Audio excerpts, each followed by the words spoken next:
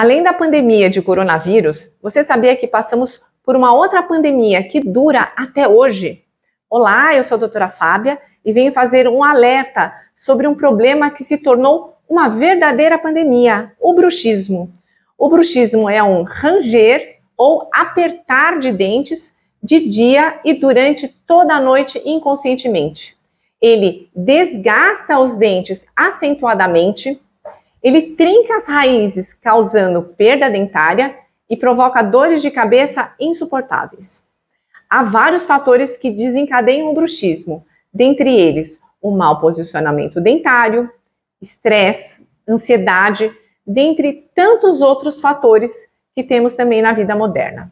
O tratamento ortodôntico, a reposição dos dentes faltantes, atividade física, meditação, são alguns dos tratamentos para solucionar o bruxismo. Mas a proteção dos dentes deve ser feita o quanto antes, com o uso de placas acrílicas, aparelhos de ortopedia funcional e até mesmo botox nos músculos da mastigação. Quer saber um pouco mais? Agende sua consulta, que eu terei o maior prazer em ajudar você a melhorar a sua qualidade de vida. Um abraço.